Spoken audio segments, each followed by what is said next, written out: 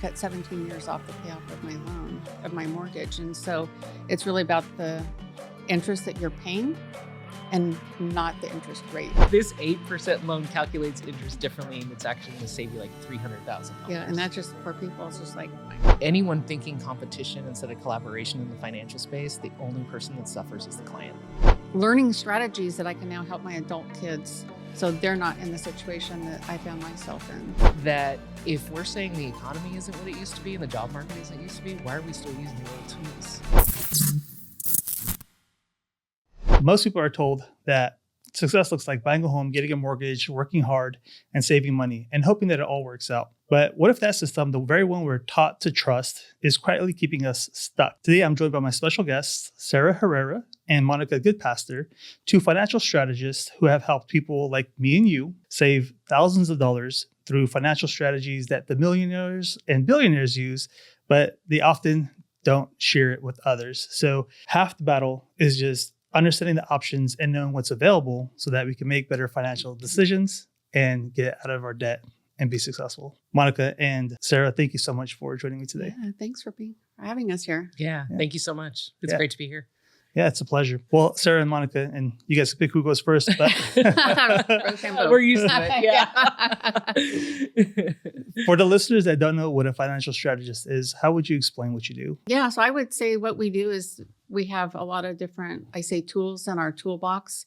So it's really just kind of a exploratory, just like, what are your goals? What are you looking? Are you a homeowner in a family with a W-2 that's just looking to game up financially? Or are you a business owner that's looking to mitigate taxes, create additional funding sources for business purchase, expansion, real estate investing?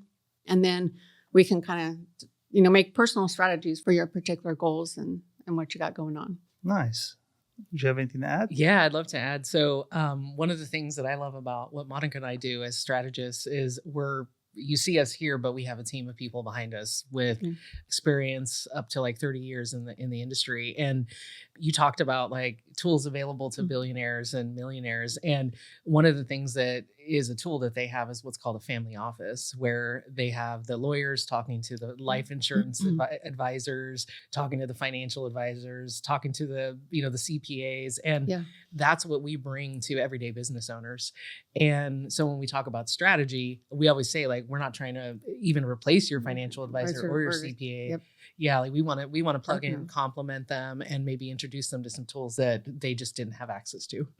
And together, it benefits the business owner like immensely. Yeah, it's like you're getting a whole team as you're kind of engaging in some of these financial strategies. So you don't have to go and find the separate contractors and vehicles to understand this stuff. One point of contact, access to a whole team, and then you can partner up and expand on what we're already doing, whether we have CPAs, lawyers, tax accountants, so on and so forth. So it's good because like not everybody has the same level of information. So it's like then asking the right questions to get the right responses. How long have you guys been doing this?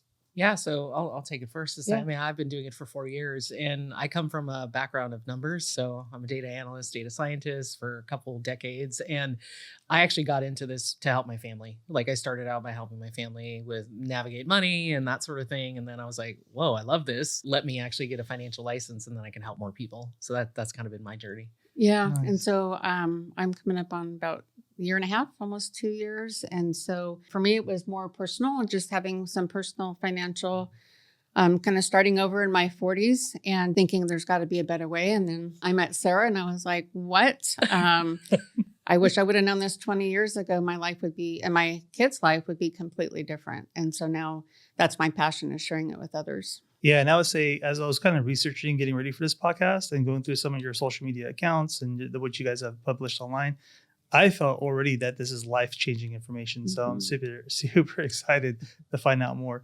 When you said licensing for a little bit, so what is the licensing that you kind of have to get to be in this area or be a financial strategist? Oh, wow. I say it's across the gamut. Like if you look up, there's so many you can get.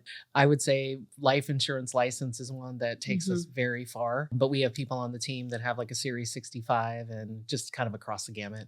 It really, I get asked this question all the time from like people that want to go into finance or like, what do I need? Where do I start? And I'm like, it's kind of like when you think about being a business owner and investor, like what is your personality? Like what is the thing you're super interested in? And then go that route. And then you'll find that like it opens up like just your mind to other possibilities that are out there instead of thinking, oh, I have to just stick to this one license. Most people I know get multiple as they learn and keep growing in the industry. Yeah. Or you find, like you said, like your special niche or, particular strategy that you're really interested in that's worked well for you, that you find that you're just attracting people and helping people more with, and you can kind of go that direction. So nice. So it sounds like there's several different strategies and you find that one that you can specialize in and you just go all in on your strengths. Yep. Yeah. And I would actually add a little bit, and we're going to get into this too, but that's exactly what we found with some of our like CPA partners is, so if you look at the tax code, it's like massive, right? And it's like, there's no one person that knows it all. Like, absolutely not. But if you niche down, you can really specialize in helping, whether it's like highly compensated W-2s or business owners. There are very specific programs, and some of our partners, that's like literally all they do is like one program. So yeah, it can be really fun, like as you start to explore. Yeah. And I think that really it's, team sport, as I say, that there's, as you were saying, there's so many different strategies and niches, not everybody knows it. So that's why we partner with so many people, is depending on who we're working with, we compare them appropriately to what's going to work best for them. Nice. So it's a custom tailored financial strategy for each person. Yeah. So let's say someone calls you for the first time. What does that first consultation look like?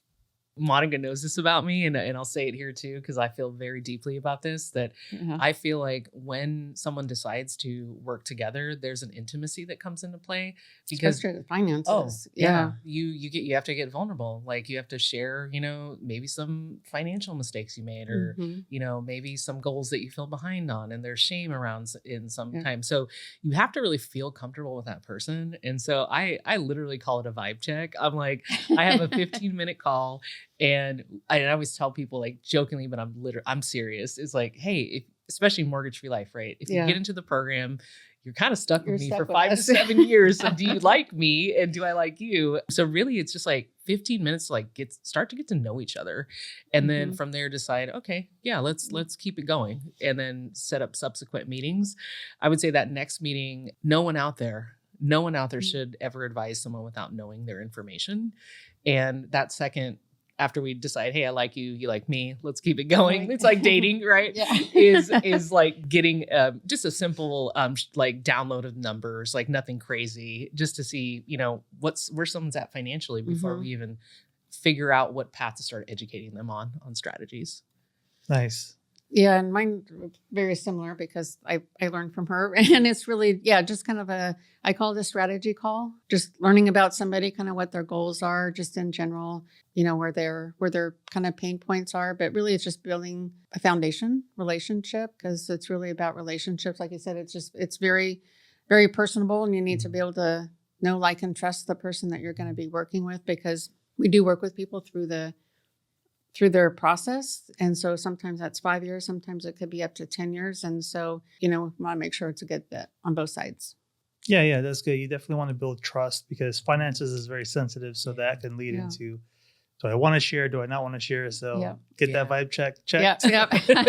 And then there's like usually like second, third generation, right? So like when we go into this, like people think like, oh, okay, like you're helping me, but I also want to set up my kids' plans now, and so on. Grandkids. Yeah. So then it gets very deep. Like my clients, like we're good friends, like, cause there's that rapport, there's that trust, and there's the things I'm setting up for like their children and their children's children. Yeah. So it's very special to me. Yeah. It's building that generational wealth is what it sounds like. But when it comes to like strategies, and I know for myself, it's like, I'm thinking, okay, let me get myself into a 30-year mortgage. Let me get a rental, and interest rates are like 6%, depending 6.5, 5.5. And it's crazy expensive. Housing market is like through the roof in Sacramento. So how can I really be successful if I'm getting a 30-year mortgage and I'm not even able to get the rent for that property? So is that mortgage really a good strategy, or is that kind of like a broken system? Gosh, it's like, let's see, I can go down Pandora's box. I think it can be good. I think it helps people get started.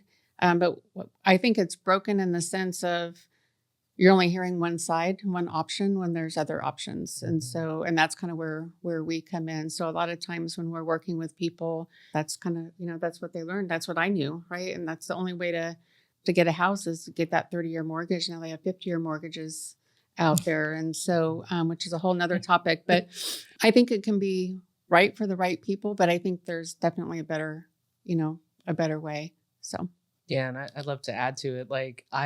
So it's interesting because when I started learning about this and learning from the founders of Mortgage Free Life who established this program, we talked a lot about how this style of buying in under 10 years is the first way that you get educated in some countries like Australia and the UK and Canada. Yeah. And the 30-year mortgage is actually only offered to people with bad credit.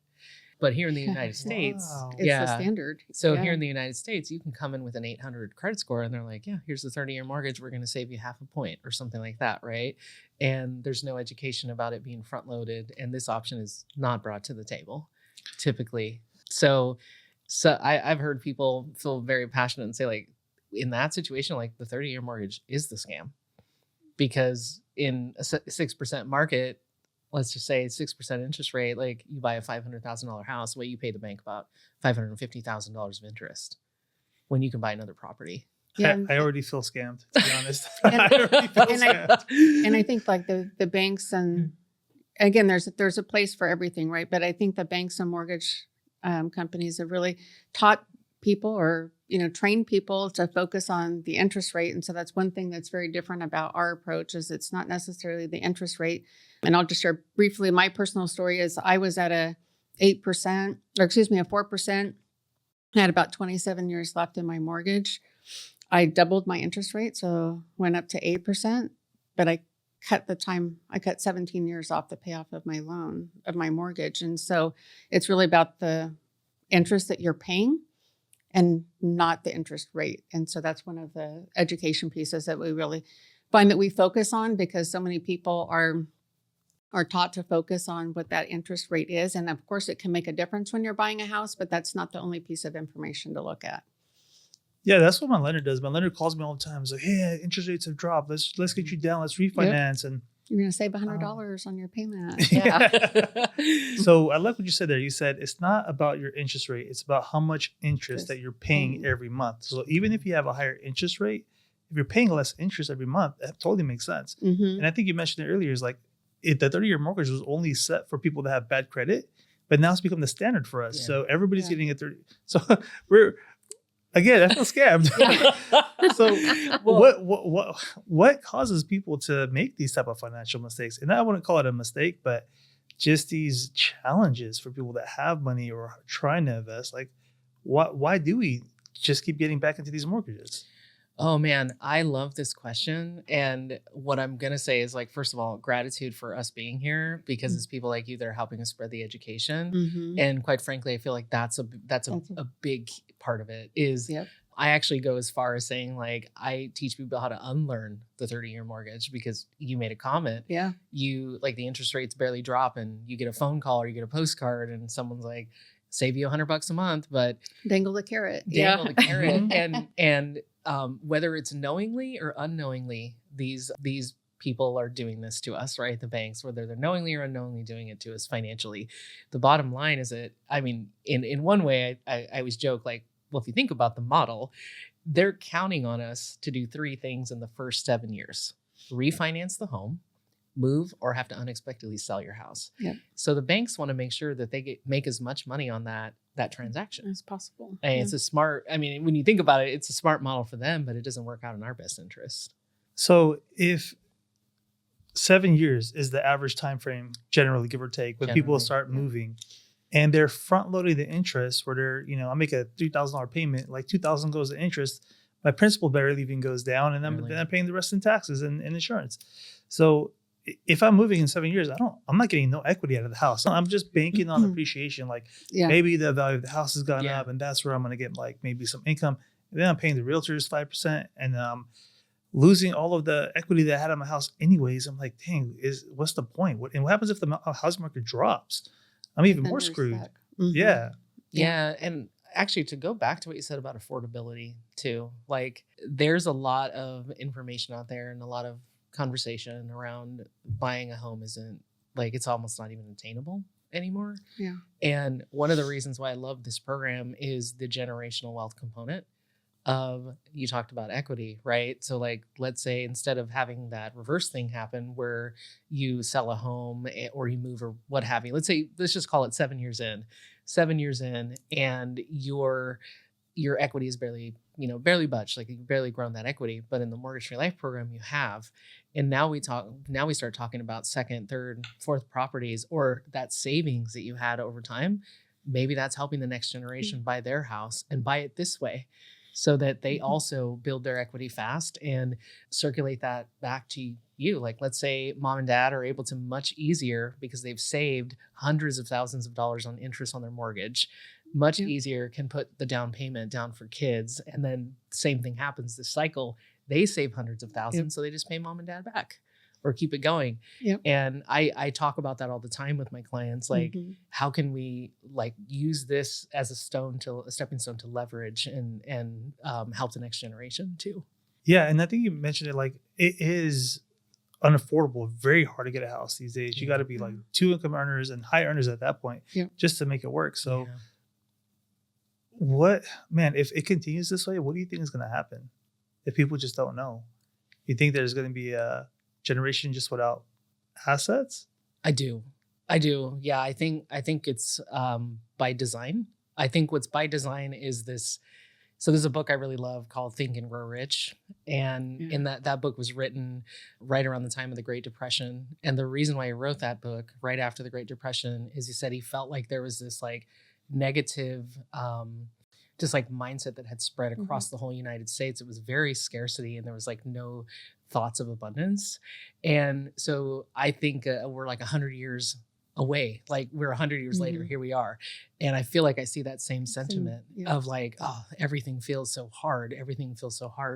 And I think that evolution happens. The economy changes, it shifts. The job market is going to be nothing. It's already started being nothing like it was before.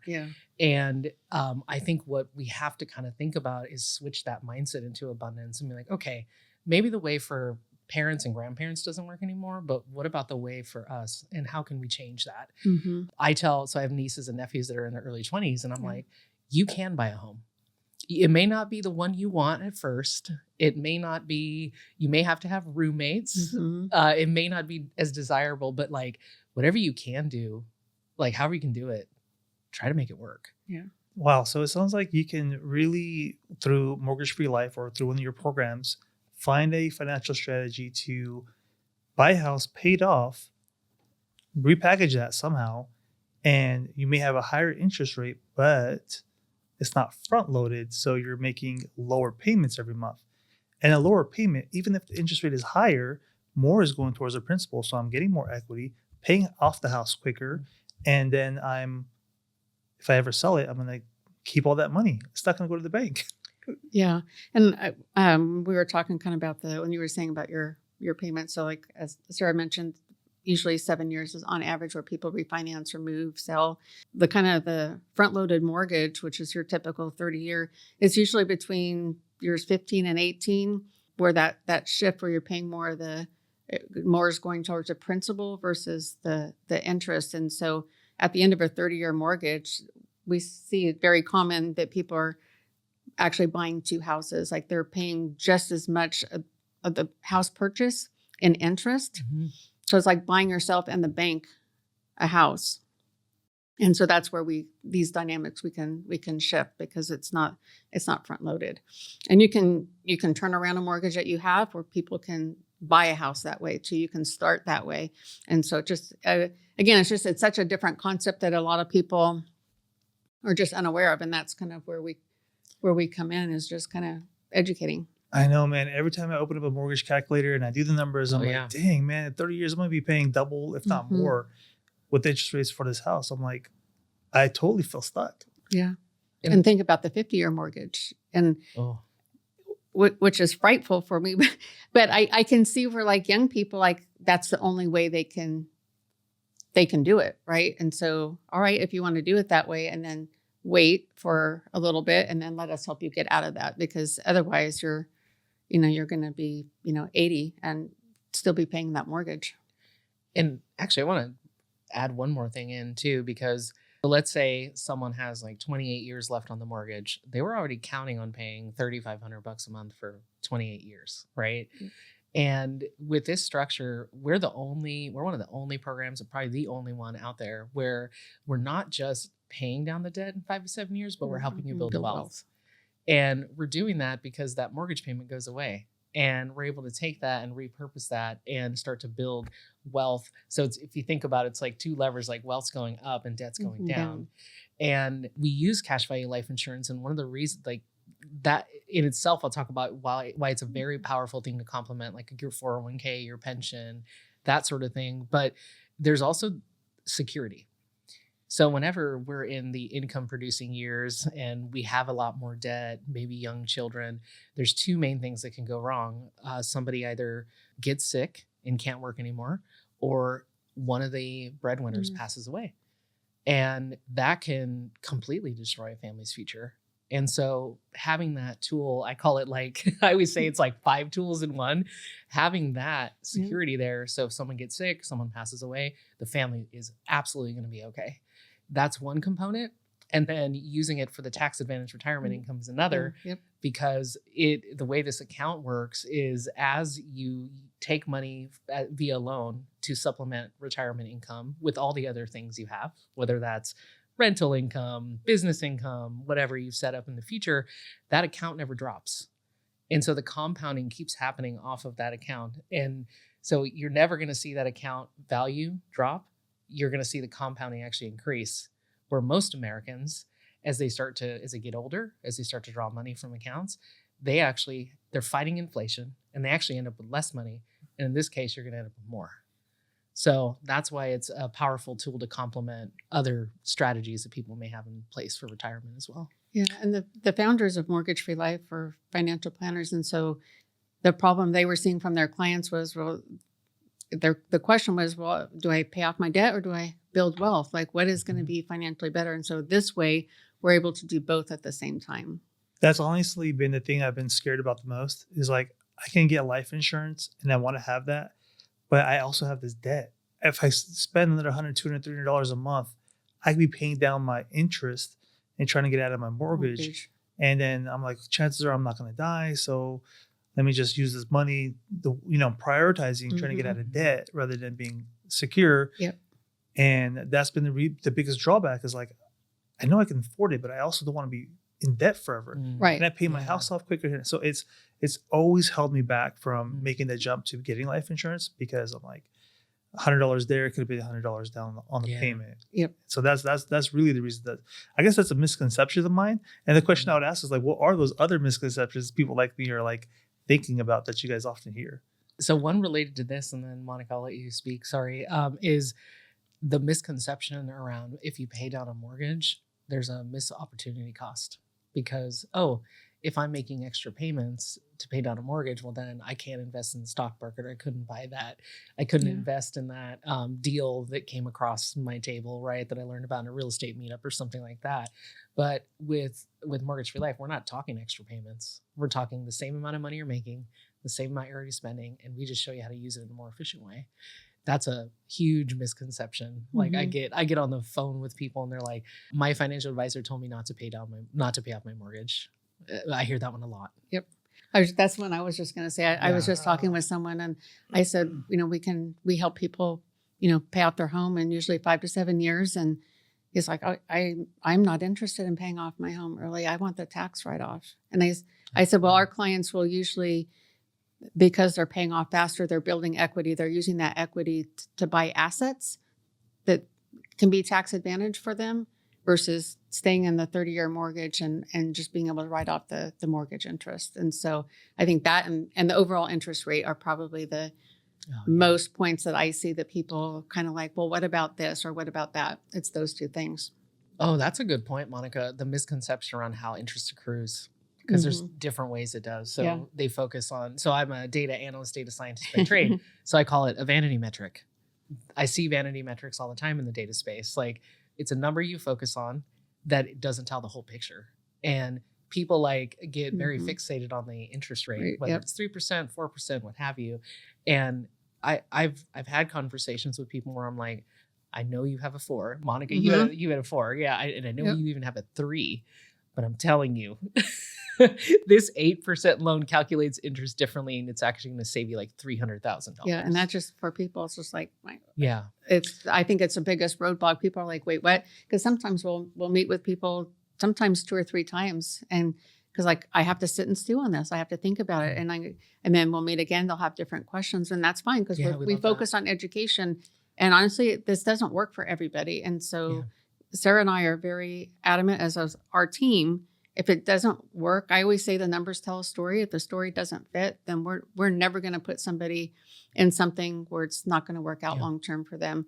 And we've met with just people recently that I'm sorry, it's just not a good fit. And so, but we've educated them, and we feel like we're open. If something changes for them, they can come back. But you're just taught that that's the only way, and so that's kind of where their thought is. And so it's really hard for people when they're because it's so different that it takes people a while to kind of, like I say, sit and simmer on it, right? And kind of like, wow, I just never really thought Mhm. about that. I'd say another one that you may have heard this. A lot of people hear this one is like buy term insurance. That's the difference. I hardly meet anyone that actually invests the money. Because like you were saying, right? It's like I have that 100, but then it's like, okay, the water heater goes out, the air conditioning goes out, the kids need braces. Like I have 3 kids, so I can tell you all of those things happen to me, right? And it's like that with good intentions, but it's hard to do. And then I don't know what to invest in, or I don't know what to do with it, and so I'm just gonna I'll do it later, and later never Happens. comes. Yeah. Yeah. I feel like my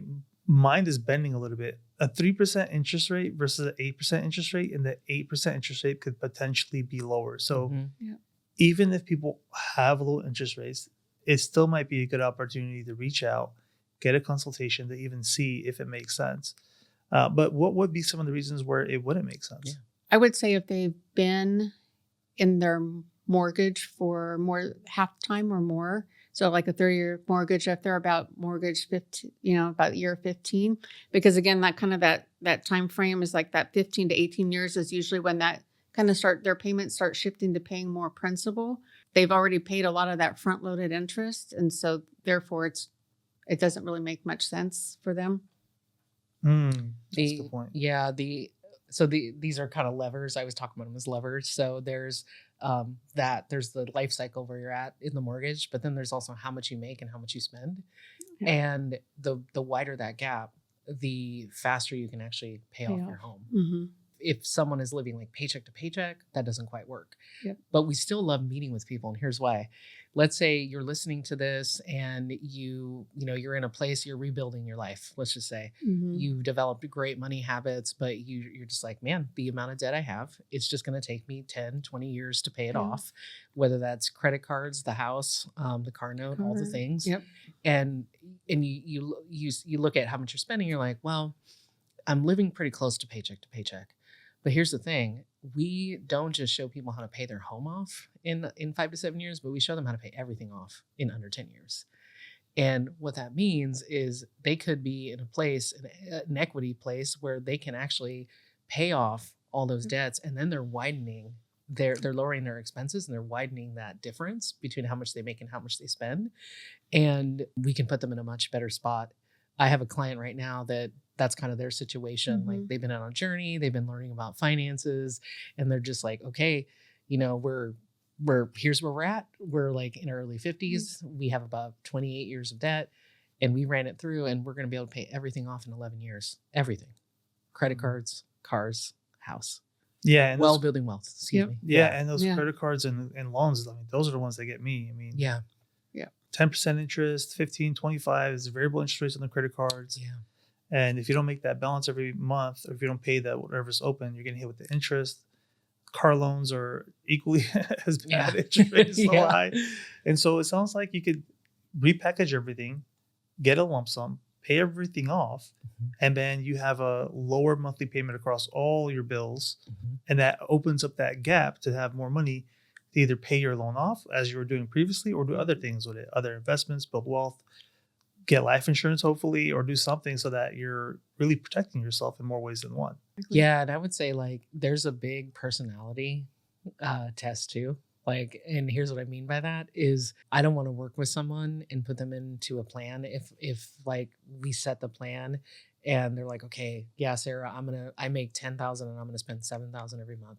Like, yeah, some months it's gonna be 6,800, some months it'll be 7,200. Yeah. But if it starts looking like you're spending 9,000 a month consistently, well, this could like blow up in your face. Yeah. We call it the So, lifestyle creep. The lifestyle creep. Yeah. Oh, Yeah. lifestyle creep. Yeah, because with this, you have access to the equity. So as you're paying off faster, that equity is growing. And so what we don't want to happen is have working with someone who says, oh, look, now I've got $75,000 just sitting there. Let's go buy that boat.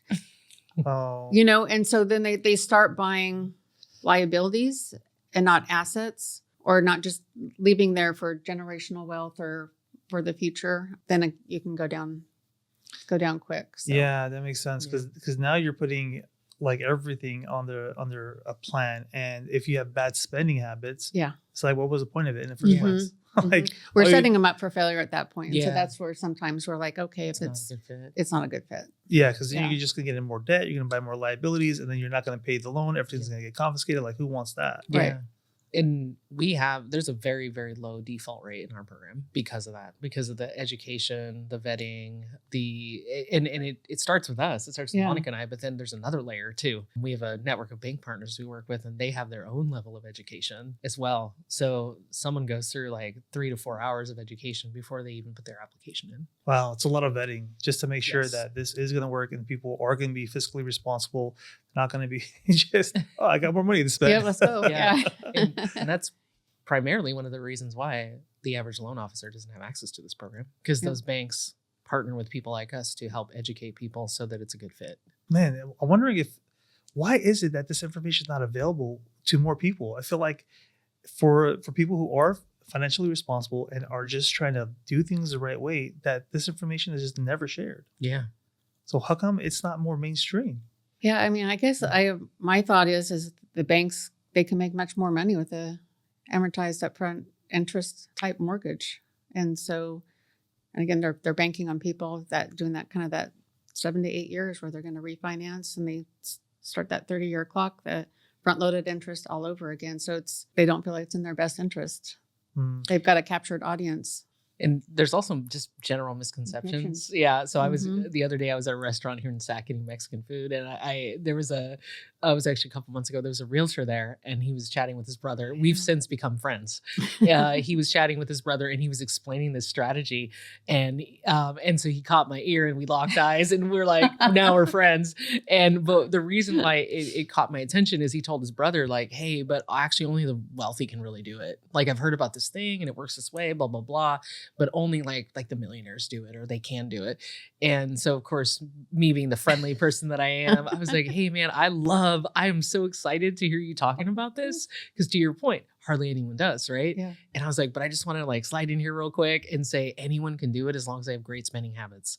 And I think that's an important thing to also Mhm. kind of mention today is like, so I've talked to people that make $30K a month, but they spend 28, 29. Yeah. I talk to people that make $6K a month, but they spend 3,000.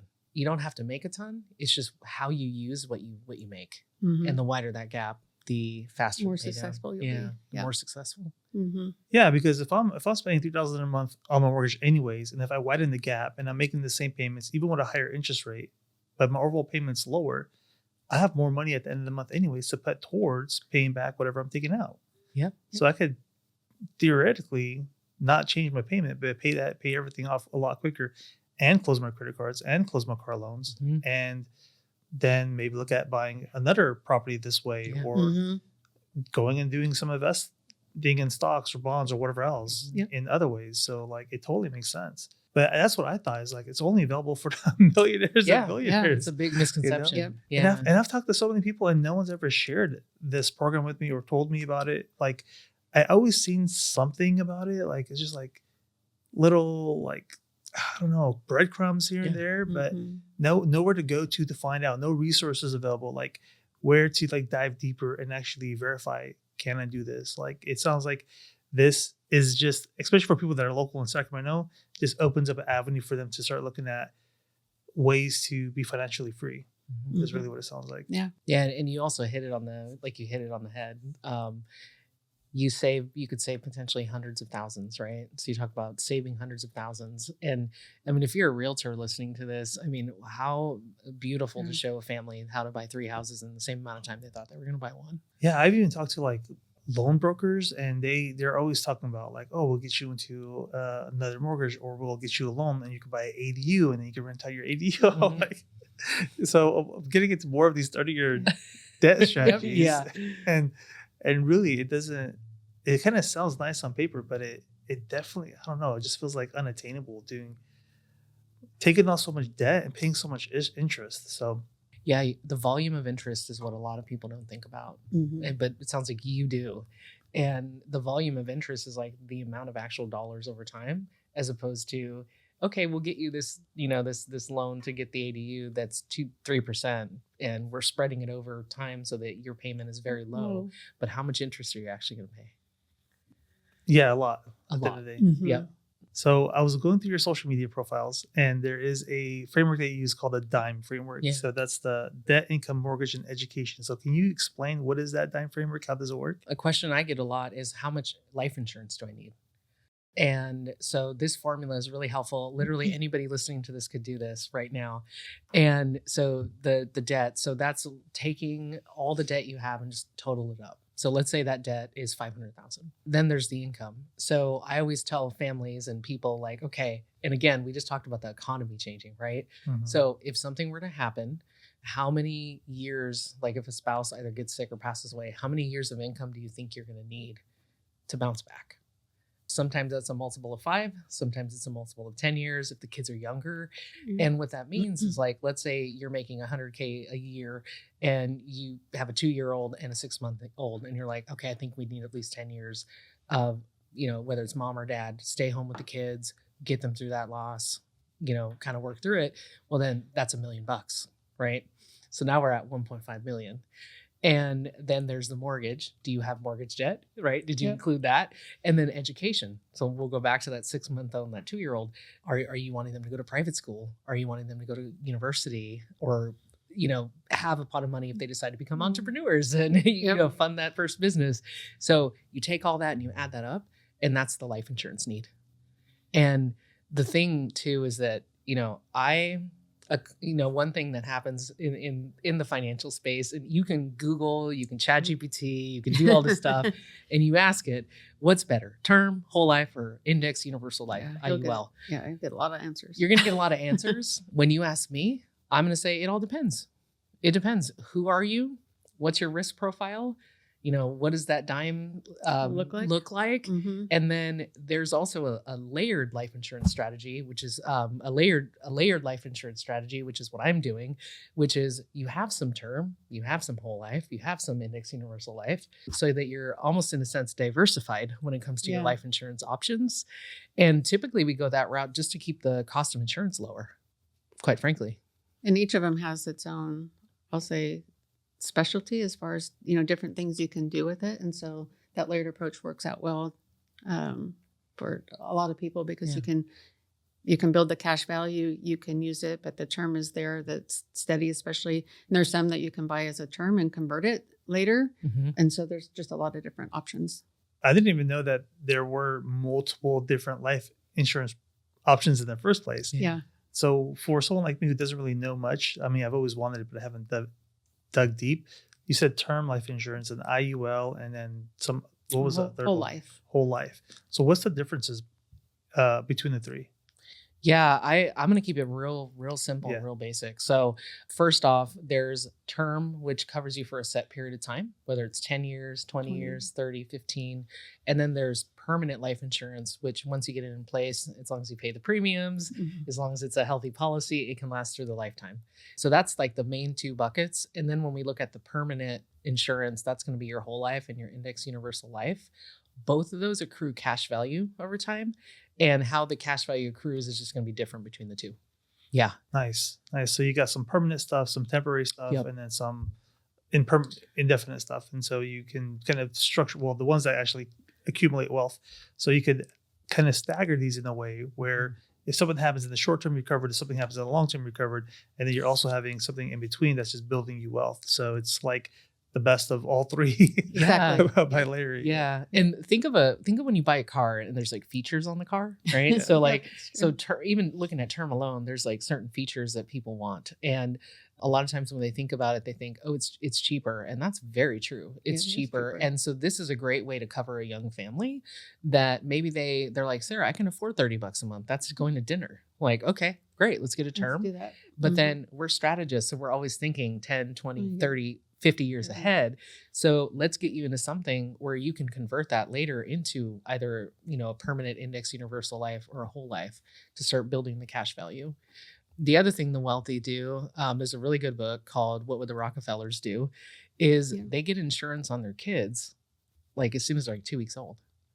And the reason for that is the younger we are, the healthier we are, the cheaper it is.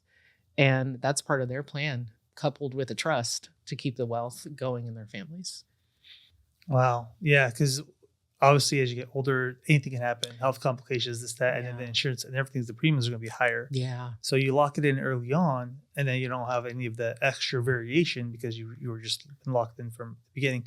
And with the restructuring of your debt, with the lower payment every month, you could then actually afford it. Yes. And open it up on your children. Because like for me, my children are small. So I was like, okay, when they're 18 or 25, they're moving out of the house, then that does change my like risk profile and how much I want to invest and how I want to be structured. So even the life insurance that can be converted, as long as I have that option to then turn that into something that's going to build me wealth, like why wouldn't I do that? I have extra money anyway, so let me just start doing what the Rockefellers do. You know, if they're doing it this way, let me get the insurance now before, God forbid anything happens. So and I want to say one more thing to like the young people that might be listening, like I'll say late 20s, early 30s, even mid 30s, and you don't have a family yet, and you think you don't have anyone that depends on you. Well, someday someone is going to depend on you, whether that's your parents, whether that's children, a spouse, and locking in the life insurance now, where today you're the youngest you're ever going to be and the healthiest you're ever going to be, period. I remember when I was 25, like I thought nothing was ever going to happen, but the reality is like anything can happen. Like someone could even get in a car accident and not be able to work, that sort of thing. So it literally is like the cost of getting a dinner for most people. Man, I feel like there's just so much in here that's just attainable that has always felt unattainable. I feel like I'm one step closer. First, the thing is like, I want to buy a house before I buy life insurance, but then it's unaffordable. But now it's affordable to buy a house, which then opens up more money. Then it's affordable to buy life insurance and set me up for protection. And so I'm like, I can essentially do both.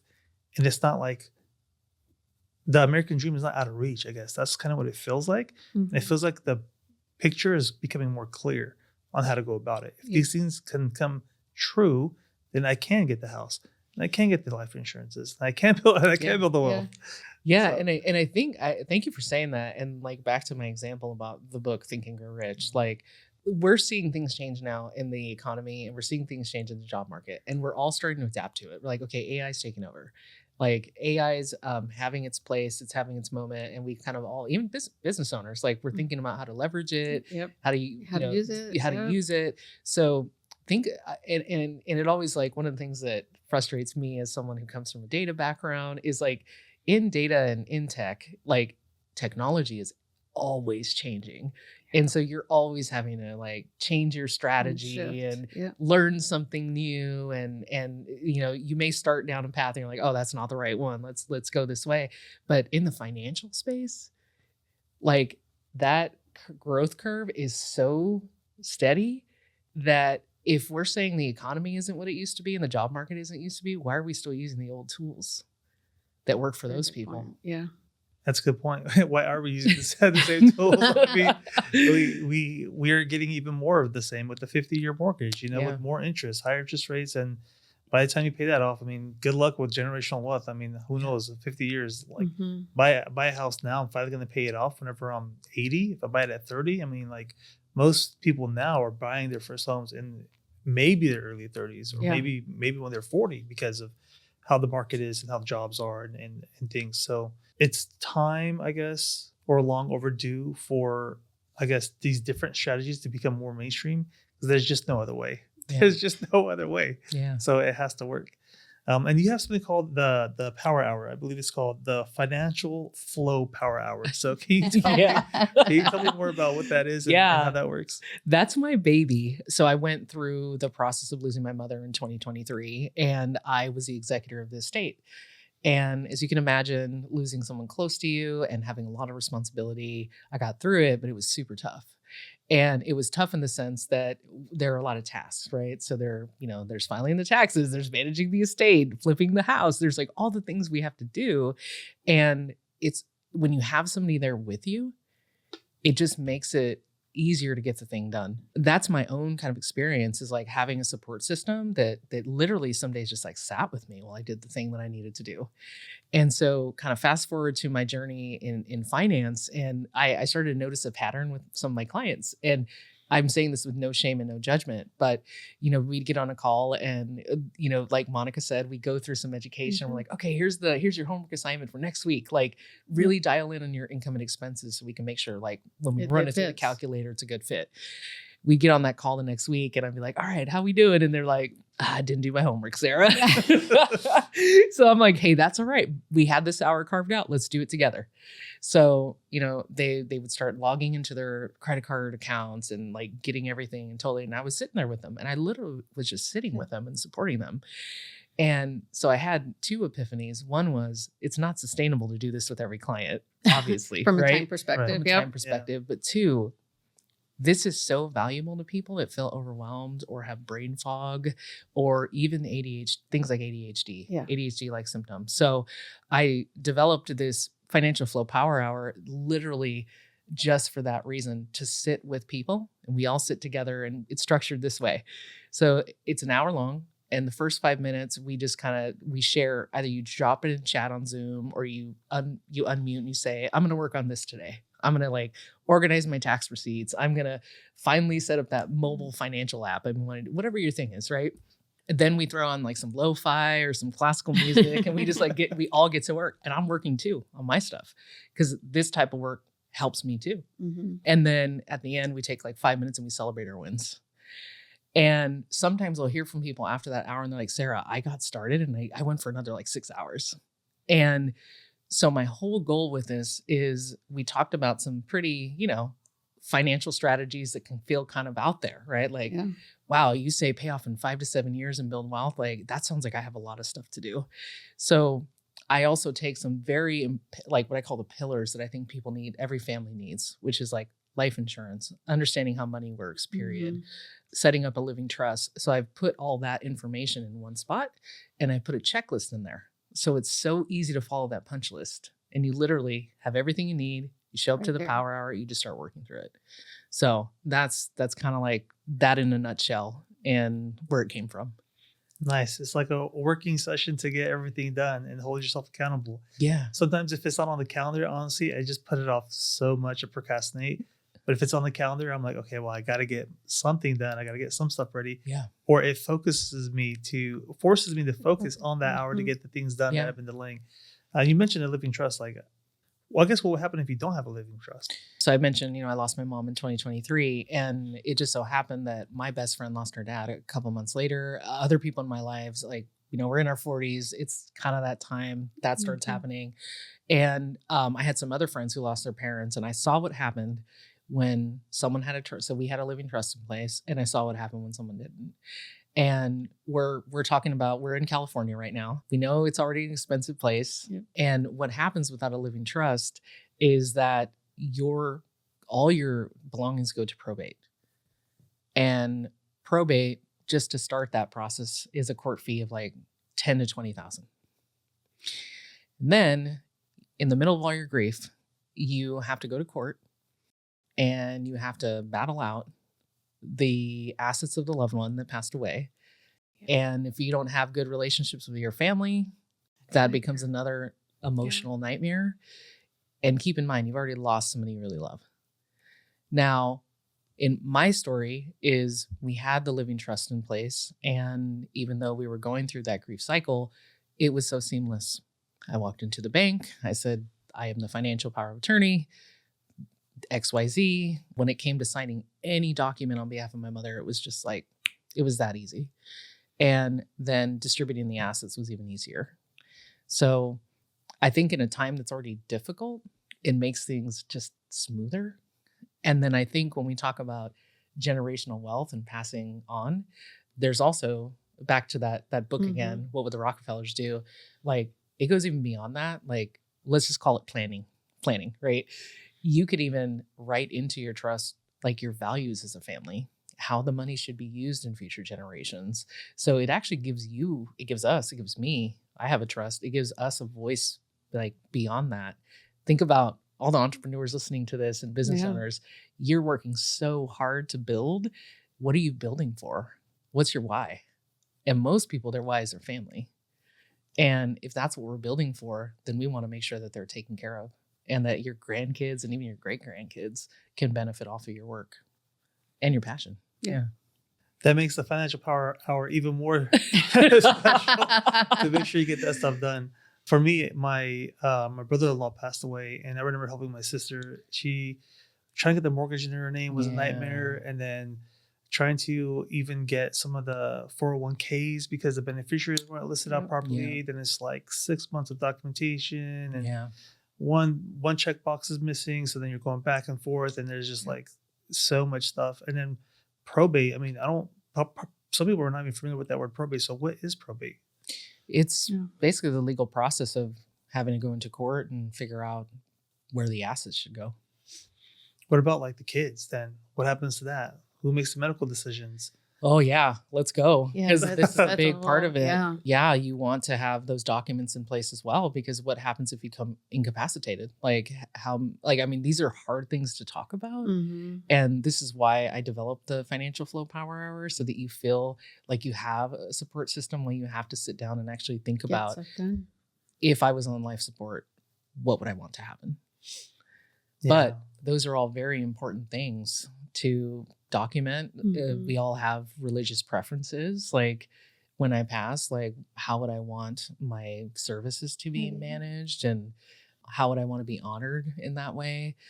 So there's that side of it too, in addition to all the, the legal stuff and the financial stuff. Yeah. What about someone who's already has all of this kind of documented? Is there a best practice on revisiting it and updating it, or can you just set it and forget it? I think of it as a fluid document, because as your life changes and your kids grow up, there's, maybe your kids get married and you have grandkids. You buy a business, you have rental property, whatever it is, like, you need to include all of that stuff. And so a good attorney and a good living trust like I said, very fluid. So things are going to come, things are going to go. So it's always, needing to be updated. I absolutely agree with Monica. And I know these are hard things to talk about. And so I always say, like, plan during a time of peace if you can. And one way to do it really well is to do like family retreats, like go somewhere fun, like go to your favorite place you like to go, and do it every year, have a good time. And have your meeting. Do it around a celebratory time. And I actually am putting together a workbook right now. It's almost done. Exactly for that reason. So families can take it with them and work through it. It has questions. They should, like, conversation starter questions. It has a checklist. It has education on different strategies. So that's something I just feel really passionate about, because it's like, why are we working so hard if we're not going to protect what we're building? Yeah, that's funny. Even my dad was asking me about it yesterday. He's like, oh, by the way, we need to do a living trust. I'm like, yeah, you're going to die probably in the next 10 years. You're like 80 at this point. So you're probably, think 72 or 77 is the average. So I'm like, it could be any day now. God forbid he still lives another 10 or 15, 20 years. I'll be happy. Yeah. But what is going to happen to the house? How is it going to be divvied up? We have several siblings, and then we have several grandchildren. Yeah. And then who's going to take care of mom? At the same time, who's going to help her out? She has a language barrier. She doesn't speak English that well. So, how's that all going to work out? So it's even more important for me to join this Financial Power Hour, start going to the checklist, help my dad get his stuff situated, get my stuff situated for me and my kids, and so on and so forth. And I feel like once you kind of get into the mortgage free life program, You get the mortgage stuff out of the way, and that's like one big hurdle. Then it opens up your brain capacity to start looking at life insurance. Yeah. Then it opens up your brain capacity to start working towards your living trust. Because I'm like, man, again, it's not cheap. It's going to be, when I'm looking online, it's like $500, $1,000, $1,500. I'm like, where am I going to get that money from? You know what I mean? Yeah. So it's like, I don't have a nest egg to then be like, I'll do that and I'll set it up. It's like that, whatever I have, I can just pay down my debt. And so the debt really is the bottleneck that to everything else. Yeah. I just don't even want to think about it because I feel overwhelmed because of the debt. I'm like, I need to get that taken care of first. Yeah. So and that's kind of holds me back on a lot. Yeah. And that's why we really kind of focus on, like, I call them baby steps, right? Because it is too overwhelming to think of, I have to do all of that. Like, that's what stops people. It's like, okay, I don't know what to do. I don't know all the details. Where do I even start? And so that's why we kind of have it in steps. And that's why we say it's so important to like the people we're working with, right? That we feel comfortable, like really for them to feel comfortable with us, because they're the ones that are going to be, kind of opening up to, their finances and their life goals to get all that set up. But that's why we partner with them throughout the process. And not to complicate, I'm going to keep it simple, but there are a lot of different, like, getting a living trust is important, but you brought up costs. Like, there are some, like, it's $1,500, it's $500. Like, it's because there are different types of trusts, but just getting just a regular living trust is like so important. And I will say one thing, the reason why I bring this up is I encourage people that are listening to this right now who are like, oh yeah, that's another cost. Go to your employer. Like, I know we have a lot of entrepreneurs, but maybe your spouse has a job that's like a state job or something like that. A lot of them have services to help you get that set up for low cost or no cost. Start there. Just get something in place and then follow Monica's, build on that. Yeah. Follow Monica's advice and then revisit it every year and like build on it. Yeah.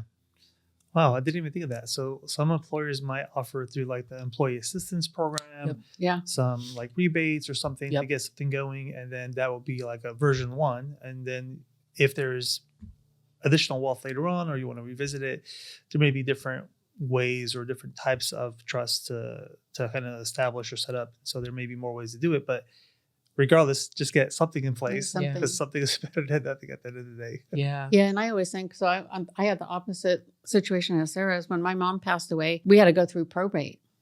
And it was years. And so I think, gosh, you're protecting your kids and other family members from having to do that. So that's important too. Yeah.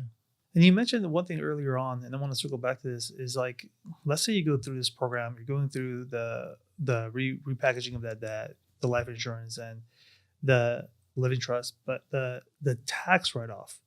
I thought I heard you say that you could also get some tax write-off with some of these programs, like either the life insurance or some other things that are packaged. So are there tax write-offs through this program as well that people can kind of take advantage of? Yeah. So there's a couple ways to think about taxes. I always tell people, think about how money works in this way. So the thing about me that I pride myself in is I try to take things that are really complex and make them really simple. So think of 3 buckets of money. You're going to have some buckets of money where you pay some taxes now on your capital gains. You're going to have some buckets of money where you don't pay taxes now, but you're going to pay it later. And then you have buckets of money that are tax advantage. So think Roth IRA, like you're not going to most likely pay taxes later on those. So whenever we enter any kind of like planning or any kind of investment, I always encourage people to think about that. Now, the thing you say about people talking about the tax write-off from the mortgage interest, you're still going to pay some mortgage interest with Mortgage-Free Life. You're going to still have that write-off. But you're going to save in some cases on a 6% loan, like even a 4%, like $300,000 in interest. So is the $300,000 going to be less or more than the tax write-off? That's what I always ask people. Most of the time, it's going to be way more than what you're going to make in the taxes. So that's just another thing to kind of think through is, you're going to get, you're going to pay some like taxes on the Mortgage-Free Life mortgage. So you will have some benefits there, but then you're going to save hundreds of thousands in money as well. So the cost, the savings that you're getting is way more than any tax write-off at the end of the day. So like, why would you just not pay more. Yeah. Mm-hmm. That's going to be way more than any refund you're going to get. You're just going to pay less in the first place. So we also have various tax programs that help people mitigate their taxes, and back to us networking with a lot of other CPAs. And Mhm. we never want to replace someone's CPA, but we want to partner with their CPA. And we can do a lot for people when it comes to business owners or highly compensated people. I think doctors, think dentists, think anyone making $400,000 or more in California. If you don't have a business and you don't have real estate, the government loves you. You're paying a lot. They love you. But we'd like to show you how to save, anywhere from $50,000 to $80,000 on taxes a year using some of our programs. Honestly, that's what I hear a lot is like, I made a buttload of money this year and I'm screwed. Yeah. Mm-hmm. I'm screwed. So someone that does say that, and I hear this in some of my friend circles as well, is like, I don't know. I got to save like thousands of dollars. Mm. What would That's you when tell that's the someone hard- who's, Yeah. who's Oh. well, what would you say to someone that says I've made a boatload of money and I'm going to be paying a ton in taxes? What would you tell them if you were to hear that? Don't wait until November or December. Right. Let's talk right now. Let's talk now. That's the thing with strategy is like, think of the peace of mind you'd get if we met right now. Let's say March, we met and you Mhm. said, hey, Sarah, last year we paid $170,000 of taxes because we Yep. made up $500,000. Well, what if we plan now and we show you, well, we could actually save you about $80,000. Well, then that changes your savings profile. Now you're not stressed thinking, oh, I got to figure something out in the next couple of months. So I would say like plan now. Yeah. Please don't wait. I think And- right now, yeah. especially as people are doing their taxes, Oh, it's yeah. like it's very fresh in everybody's mind. Yeah. Like, okay, so this is a good time to.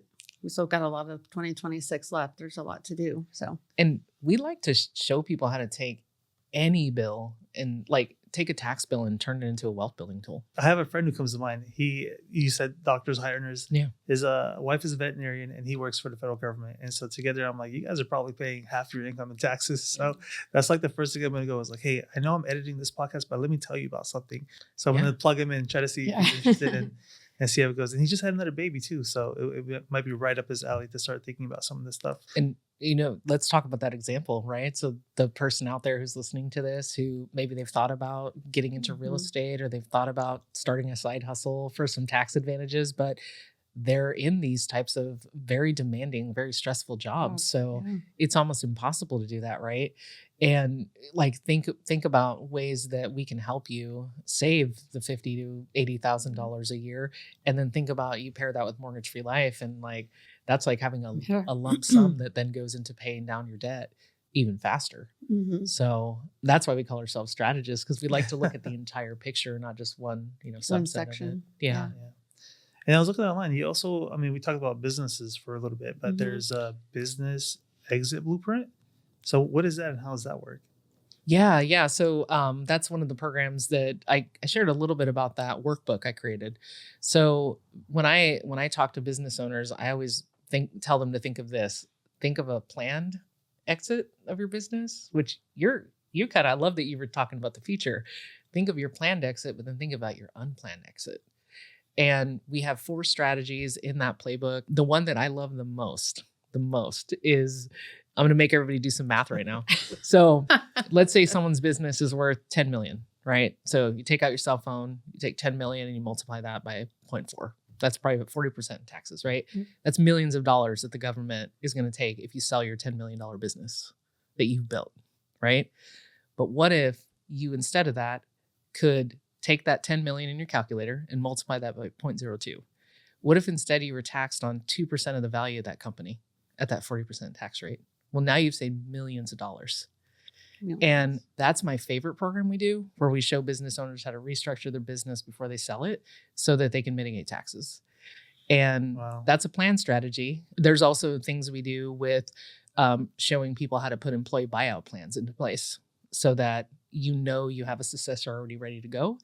You can put a plan into place that using cash value life insurance, that life insurance is also a tax write-off for the business. And there's some tax savings there. And then there's a pot of money that you're building with somebody else that you trust that is going to carry on that mission with you. So there's a couple different strategies wrapped in there. Wow. What about the business loan? That's the thing that kind of kills people the most because they're Yeah. structured just like mortgages in a way. I think they're a little bit higher in interest, and they're I think for like 5 years at a time. And you got to keep rolling that debt over and over. So could this work for those type of mortgages as well? For the business owner who has like 500 or $1 million out, could they get that down somehow as well? Does this work for them in the same way that I could use it for my personal life? So yes, but no, no, but yes. And the reason why I say that, of course, loan terms on business loans are going to be different. Some may have like early payoff penalties built in, so you'd have to think about that. But for those that don't, yes, it's a little bit of a more layered strategy, but it is possible to pay off business loans faster. Wow. Yeah, I got to talk to my brothers. I got to talk to my brothers.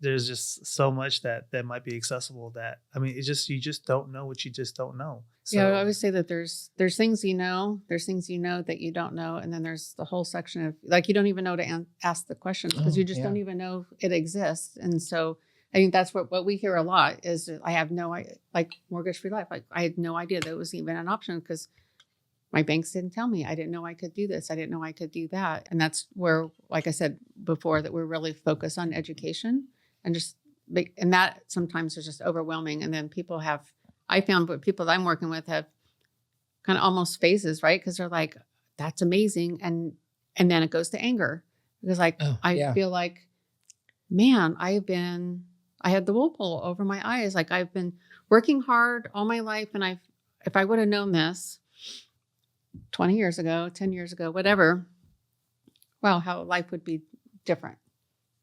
I know that's how I feel right now. I feel like I've wasted so much money. But I always say, I'm a big believer in I went through it for a reason. And so that's what drives me to educate others. Like Sarah was saying, like we love to teach people.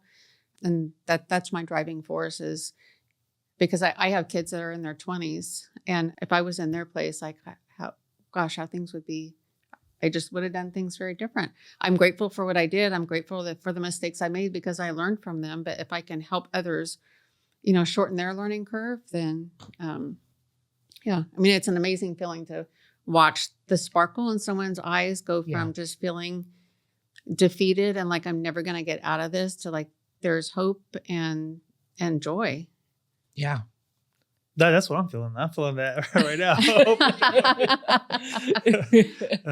What about like stocks and crypto and things like that? Whenever there's profits, they always tax a tremendous amount, especially if it's not held for more than a year. So people that are investing and they want to sell and exit, like, is there a better way to not have to pay those? If it's short term, is usually like 40%. And if it's long term, it's like 20%. So is there ways to also bundle that somehow in some of these programs and do something different so you're not paying those high taxes when you sell? Mm-hmm. Yeah, that program I described where you can pay taxes on 2% of the value. So that's a business structure that we put into place. And we talk a lot about it benefiting the business itself, but you can have other accounts sitting in that business structure, whether it's your crypto account, your stock account, what have you. And yeah, that takes the taxes down to 2% of the value and you still have control of all those assets. So that's just one strategy. Yeah, and some people even hold like that are like real estate investors, for example, that own multiple properties can have that. And again, it's fluid. So you can purchase things and sell things through that process. So it doesn't have, it's not rigid that it's one company. If you can add assets and you can sell assets all through it still. Wow. That's crazy.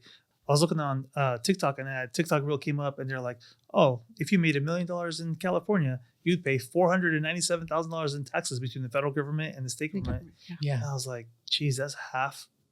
So like, even if you were to hit the jackpot or do something, like you're still not getting financial health. I was like, you make $1 million, you're not keeping $1 million. Yeah. You're at best keeping $500,000 of it. And so does that even move the needle? You make $500,000, you're keeping $250,000. You make $250,000, you're like, oh, geez, okay, maybe the taxes start going a little bit less. But still, it's like anything that you kind of think about of like trying to get ahead, it's like just the tax is just. You almost feel like you're punished for doing. I feel like you're climbing uphill. Any little saving or anything is just like, feels so monumental that it's like, how do you get there? And so if you could do some of these tax strategies, it's like money saved Yeah. is money made. Yeah. Absolutely. And think of that person making $1 million. They probably are in a career where, again, it's way too stressful to now be a landlord. I got to go to a And- side hustle yeah, just and- to have that tax write-off. Yeah, exactly. And so one of the programs that comes to mind that really helps those people, whether they're in the tech industry or they have even a business, is we have a tiny home program where you can buy tiny homes. And these tiny homes are fixing a problem in society, which is like what happens during disasters. And we need to rehome people, California fires. We see it all the time. Mhm.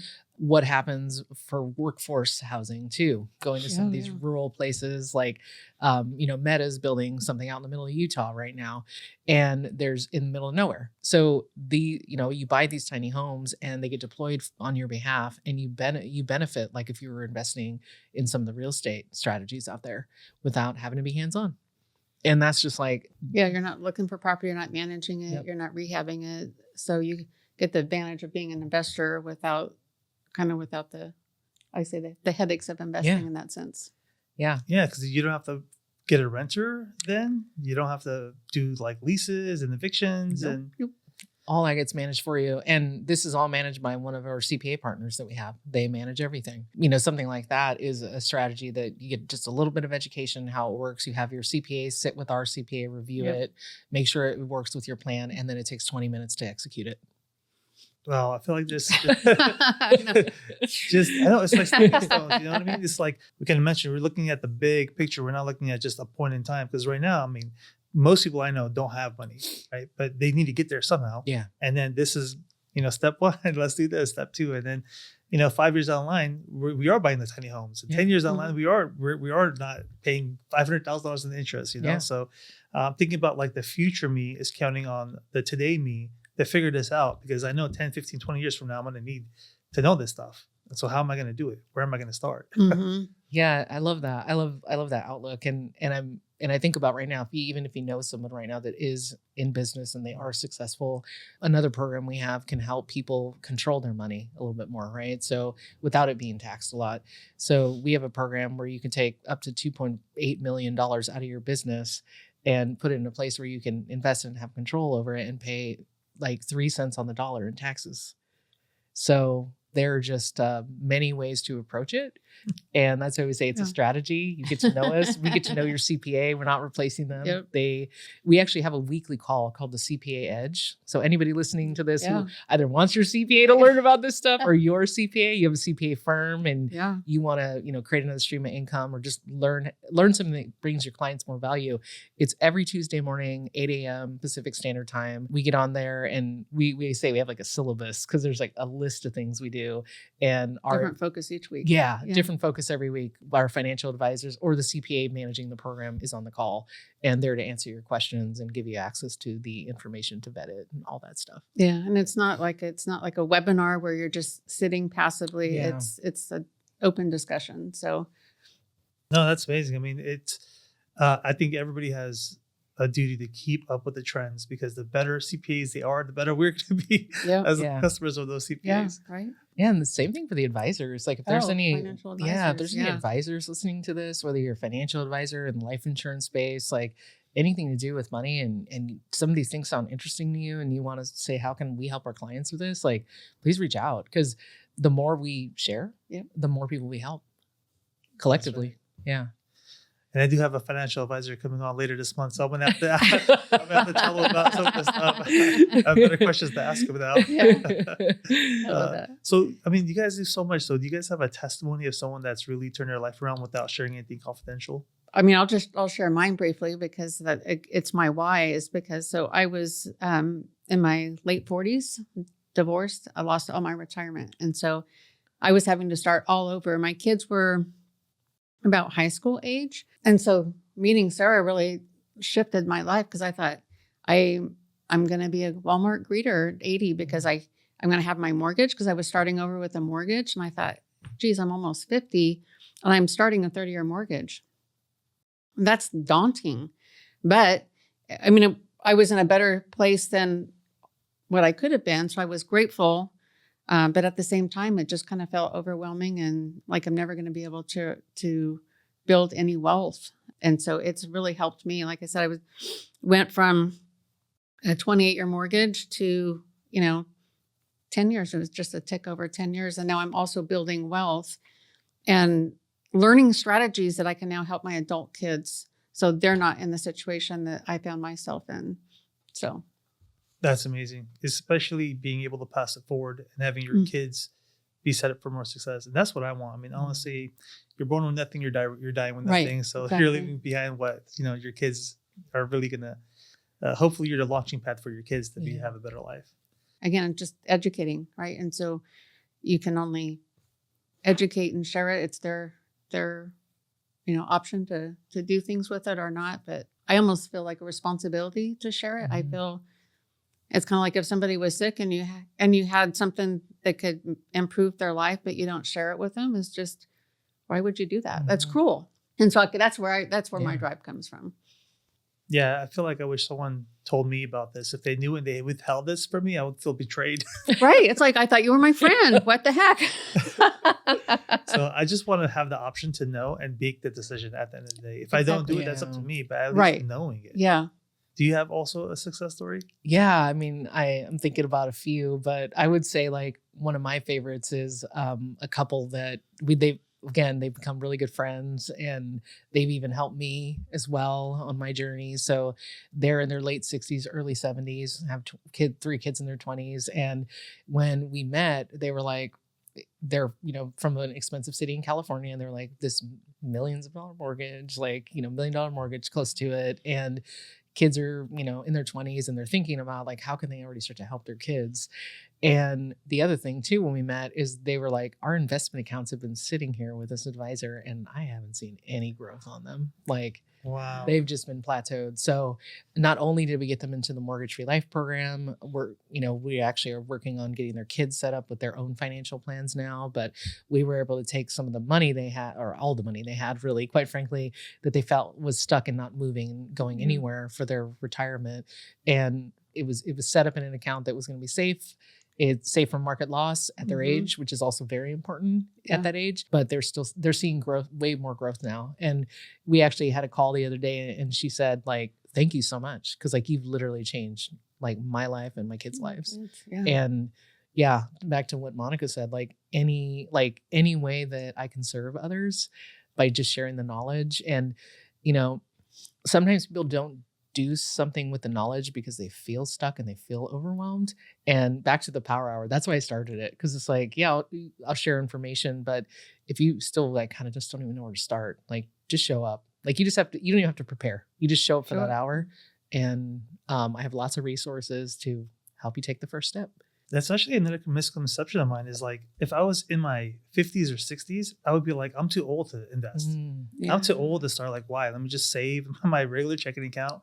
Is like, and that's what I'm hearing is like, you're never too old to actually take advantage and start some of this stuff, because it's going to still be way more beneficial than just living paycheck to paycheck or just putting stuff into your savings. Yeah, you'll still be able to get ahead. And so That's I think, it's, again, I'll just go back to my own personal experience. That's why I was feeling, but like, you can still make a difference. I could have made a bigger difference 20 years ago, but I can't go and change my past, but I can change my future. And so there's options. Yeah. So he's become a good friend, but Monica and I work with him, Ellen Pryor at Thrive Wealth Management. Yeah. We were talking the other day about, a plan for someone who's close to like they're in their 60s. And it's like, maybe the conversation just changes, right? The conversation is, okay, I'm 60, people live to about 80, 85. I have 20 years to build something to pass on to my kids. Maybe it's just a legacy play at that point, but I would say to always start, no matter what age. I mean, obviously, the younger you are, the farther you'll get, the better it'll be over time, because time is like compounding interest best friend. But it's never too late. Even the person listening to this who's 45 and hasn't bought their first house, like it's not too late. You can buy it and pay it off in 10 years. You won't be stuck in that debt, like you said. Yeah, you were afraid of till like you were 80, right? Yeah. That's great for people to know. It's like, it is never too late. It is always good to figure out and be educated so you can make better decisions at Different. the Yeah. end of the day. And just knowing is half the battle. And that's kind of what I started with, is like, you just don't don't know. Yeah. So what qualities do you think makes a good financial strategist? So I'm going to compare this to when I tell people, oh yeah, like I came from data analytics, data science, and they're like, oh, so you must be good with numbers. And I'm like, yeah, but that's not the only thing that makes me good being an advisor. I think kind of back to what I said about having to always change your strategy and never marry one way to do things, because like technology is ever changing in our field. And I think that what makes someone a good advisor is an eternal student. And it's somebody who is willing to be like, you know what? The financial space is massive. I know that I don't know the answer to everything. But what I can do is I can find the person who has the answer for my client and work with them, instead of seeing it as like a competition. Like anyone thinking competition instead of collaboration in the financial space, the only person that suffers is the client. So I think it's somebody who's open-minded and willing to join things like the CPA Edge calls or our next level advisor calls to learn more, just to bring more value to their clients. Yeah. Yeah. I had a flood of things that was coming. So some of that I was thinking also just open education, asking right questions. And I said it before, just it's a team sport. So building a family of other professionals with different niches that you can trust, that know what they're doing, and being able to, open up different conversations for your clients, I think is very valuable. And if I can add one more thing, Mhm. I love what you said. I also think it's meeting your client where they're at. So the best example I have is like when you buy something off Amazon, and let's say you have to return it. So I've gone through this. I think most people here have, right? You open the app and you go look at the instructions, and they're so straightforward, right? It's like, oh, I do this, this, this, this. Okay, good. It's done. It's simple. Nobody has ever read simple instructions and said, the person who wrote that must be dumb. And what that means is that I think we have to take these concepts that seem very difficult to a lot of people, because we're just, quite frankly, we're not taught any of this in school. Yeah. Even when you go to university, you're not taught this stuff. And break it down so that it's as easy as that Amazon return policy, and be okay with it being that easy, because the simpler it is, the more people you're going to help. If it's too complicated, I'm just like, I'm out. Yeah. All of us, right? Yeah, Me too. I would say a confused mind says no, because it's like they just don't, it's just overwhelming. Yeah. For someone who's on the fence, who's like, oh man, this all sounds too good to be true. Mhm. Is it real? What would you say to that person that's kind of still hesitating and thinking about it, but doesn't know if they should make the call or reach out? Yeah, I would say make the call. Because one thing I'll say about Sarah and I is we don't, we focus on education, as we said before. So it's not about forcing. We don't ever force a plan.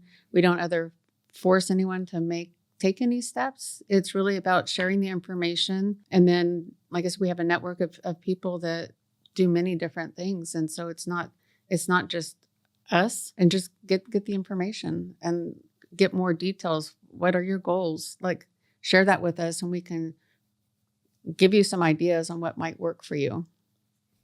Yeah, and I love that. And what I would add to that too is, like, when you go to get a home or you think about refinancing, they show you a couple of options, right? They're like, here's the 15, here's the 30, here's the 30 at this much down, and then here's the 30 at this much down at this percentage. Contacting us is like getting another opinion. So here's the 15, here's the 30, and here's the mortgage-free life. And if the numbers work, it's worth to continue the education. Yeah. I'll say too is that, like, where we have talked to people where it doesn't work, and so when we're like, okay, it doesn't work, bye-bye. It's more, okay, they're like, I really want it to work. Okay, well, here's some steps. And so then we can work with them on those steps. So sometimes it's managing the flow. Sometimes they're just waiting for a little more equity in the house. So there's a lot of different things. So even if it's not a good fit now, but they're really interested, there's still different things we can still work with them on the life insurance. We can help them get to where they want to go, even if it's not right at this moment. Mm-hmm. Yeah. And I guess if they are on the fence and they reach out and just get educated, they can help someone else out, even if it's not directly for them. Yeah. They'll be more equipped to have those conversations to someone who does actually need it. So knowledge is power. Yeah. And our strategy calls, can be 15 minutes, can be 30 minutes. But I think too, it's like, just like you, like when we were talking with you, it's like, you can just see like things kind of opening up for people. And so sometimes it just opens up the mind to new ideas and you can see the light bulb. Right. And so it can be, like I said, life-changing for people. So 100%. Is there anything that we haven't covered about financial strategies that you guys want to dive into? Yeah, just for the business owner listening to this, is our goal is to optimize your home finances first. So like your personal finances. good point. It's almost like a stepping stone. So we optimize the home, like how the money's flowing through your household to make it all work for you better, to get the protections in place. And then we look at your taxes on your business. So can we increase your profits? And then from there, it's another stepping stone to the business exit blueprint. Can we help you plan the exit? Even if the exit's 20 years away. I always think of it like those three things, they all work together. And for some people, like Monica said, maybe this piece doesn't work today, but we can work on the other piece too. And the last thing, I'll just keep saying it, don't wait until November or December to start planning your tax bill. And the reason why I said that, and this is not a sales strategy by any means, almost all of our programs sold out last year. Wow. And they were sold out, like one of them sold out for this year already. So we don't want to see people miss out, because I had a couple of people call me late in the year, even though we tried to get them on calls. No, I know how business owners are busy, but I'm sorry, actually it's sold out. Available. It's not available anymore. So that's the other thing. We just don't want to see people miss out on that. So plan when peaceful, as I always say. I like that. Plan when peaceful. Well, I'm going to try to book as soon as I can. So I So where can people connect with you guys online, your social media, websites, and phone numbers, and so on and so forth? I keep mine really simple. SarahHerrera.com. You'll find everything you need there. My phone number is there, my email, my social channels. You'll find everything you need information-wise at a high level, how each of these three programs work. And then there's a link there to book a vibe check with me, see if we vibe. I'm on YouTube as well as Instagram and TikTok, Sarah Herrera. And then my Instagram is BYW_financial. That stands for Build Your Worth. That's actually the name of my company. Yeah, Build Your Worth. I'm on social, mostly Facebook, Instagram, Mortgage Free Life, Monica. Nice. We'll get the social media handles in the description below. Sure. We'll get them on the screen. So people that are listening and not viewing it, if you want to just click into the description, you'll also get the contact information there. So cool. We'll get it all plugged in for people to find it easily. So awesome. We do a segment where the last guest leaves a question for the next guest. Oh. And the last guest left this question for you guys. And you guys can both answer it individually. Is, if you could think of one book that everyone should read, what would it be and why? It's Rick Rubin's book on creativity. So sorry, I don't have the exact quote, but if you look at Rick Rubin creativity, it's a circle with a dot in the middle on the cover. And he talks about the power of leaning into creativity. And I think as business owners, sometimes we get in the weeds of all the information and all the technical and all the, all of the tactics and that sort of thing. And I think that all matters. But I think at the heart, like we just all love when our inner child can create. And that's what we're all doing. So it made me fall back in love with creativity again. Nice. Wow. So my goal, and I got it from this book, is being 1% better today than I was yesterday. Atomic Habits. That's it. Yeah, yes. Yeah. Yeah. And at the end of the year, like, look at that compounds. That's powerful. And so, because a lot of times we're talking about people feeling overwhelmed, but I can do 1% today and then again 1% tomorrow. And so that really helps me where I don't get stuck day to day. Yeah. Mm-hmm. Yeah. As they say, don't boil the ocean. Just make a small right? change. Yep. Yeah. You'll get there over time. Yep. For sure. Monica and Sarah, thank you guys so much for joining me today on this episode of the Key Costas podcast. It's been a pleasure. Thank you. Thank you so much for having us. Yeah. It's been great. Well, if today's conversation challenged the way you think about mortgages, debt, and taxes, that's the point. Financial freedom doesn't start with a lower rate.